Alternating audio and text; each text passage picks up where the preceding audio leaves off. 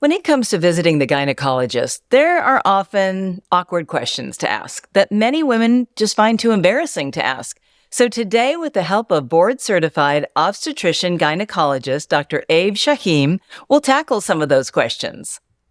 Welcome to Top Docs. I'm Maggie McKay. It's so good to have you here, Dr. Shahim. I can't wait to hear what you do, but first, can you please introduce yourself? Hi, Maggie. It's a pleasure being on with you.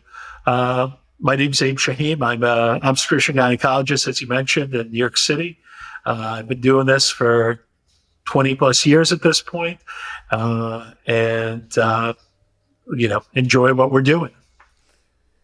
I know you believe that forming relationships with patients is a key part of good healthcare. Tell us a little more about why that's so important. So I think that there's a multitude of things that go on when you have a doctor-patient relationship.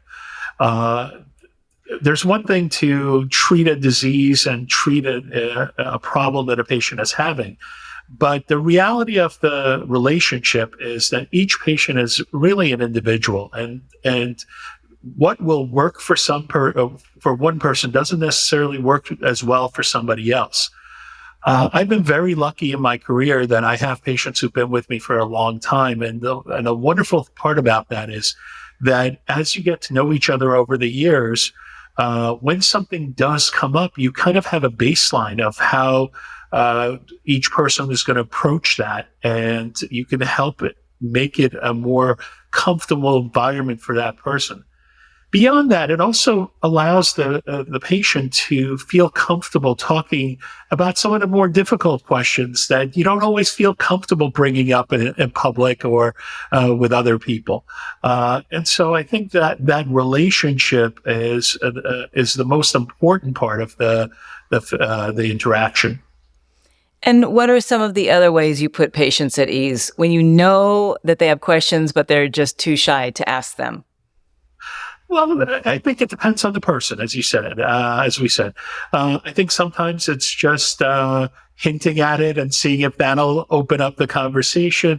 But really, I think it's allowing the patient to feel comfortable and be in a comfortable setting where they don't feel judged or pushed too much, and just being willing to listen and see what comes out. One of the problems we have in medicine these days is that a lot of times things are being rushed because patients aren't given enough time to speak because of just the way our medical system has changed over the years. And that's really one of the things I try and stay away from as much as possible.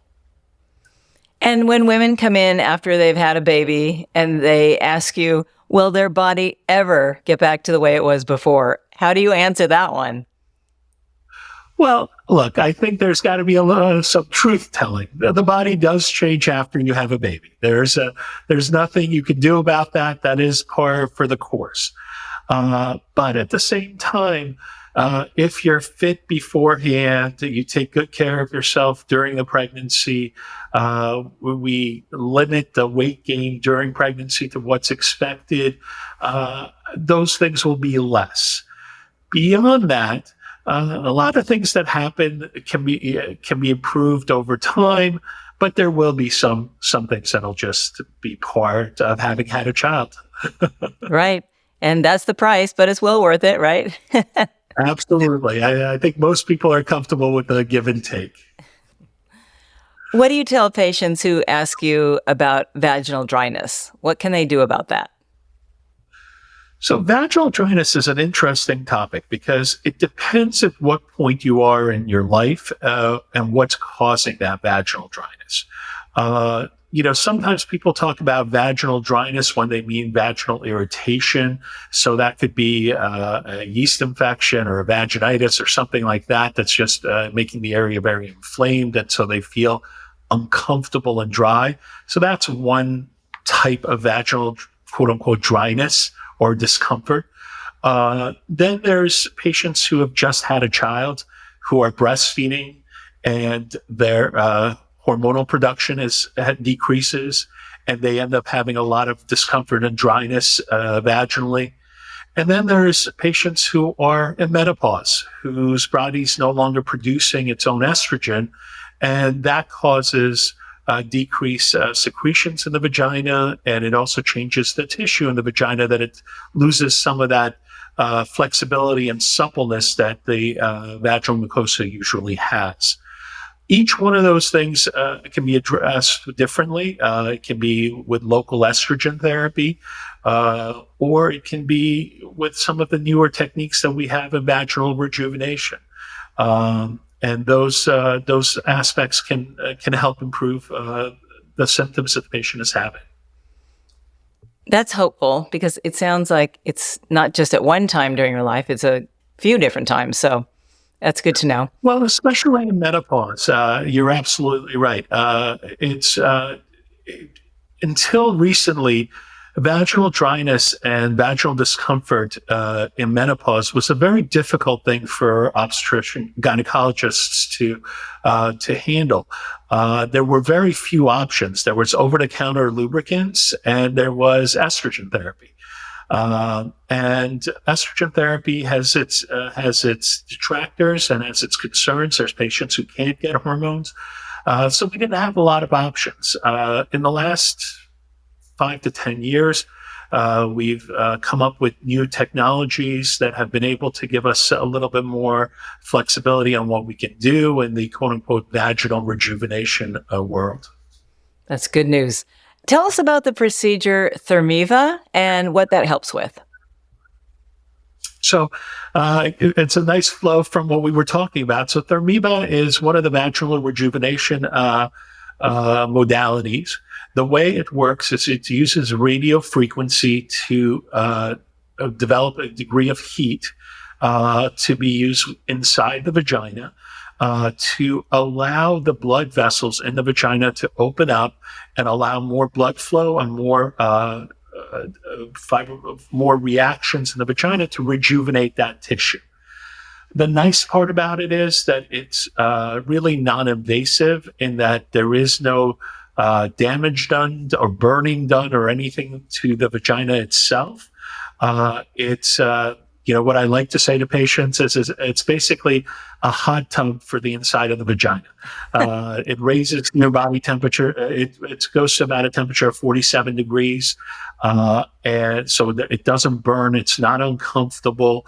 But just like when you sit in a hot tub and you see how your skin becomes all red, and it does a similar effect of the vagina. That redness that you get on your skin is all your blood vessels opening up and getting more blood flow to the skin. We're doing the same thing to the vagina. How new is Thermiva? Thermiva's, I think, been around between 5 and 10 years.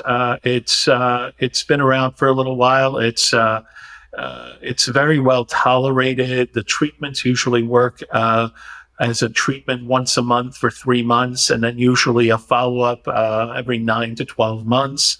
And patients, particularly who have vaginal dryness, have gotten a lot of benefit from it over the years. It's also used on and off for patients who have some mild urinary incontinence, but it's been a really nice addition to our options for patients who are having trouble with vaginal dryness. Once in a while, it's also used in the other group that we were talking about, the pregnant patients who are breastfeeding and have a lot of vaginal dryness. It's also has been used in that group as well. And a lot of women complain about losing urine when they exercise. So is that reserved just for women who have had babies, or all ages? It's usually it's for all women. Usually, as people get older, men and women, things don't hold up as well over time. So what happens is there's a weakness in the support of the bladder. And what happens is when you put strain on your body, whether it's coughing, sneezing, lifting, you get more pressure on the bladder, and when there's that weakness, you end up leaking a little bit and losing urine. it happens as in menopausal patients, but it can also happen without having children. But it can also happen with patients who've had kids, where those muscles have been strained because of the carrying a pregnancy and potentially delivering a large baby. So for those patients, sometimes it can start even prior to menopause. Any way to prevent that? Kegels? I don't know. So the Kegels and pelvic floor exercises are great. It keeps those muscles as strong as possible. But once it starts to occur, we still do recommend those things. But over time, usually those exercises won't be adequate. Dr. Shahim, thank you so much for sharing this information. Is there anything else you would like patients listening to take away from this? Yeah, I think just to keep in mind that your GYN is there to be a support person and to help you through things. If there's concerns, if you're worried about something, talk to them.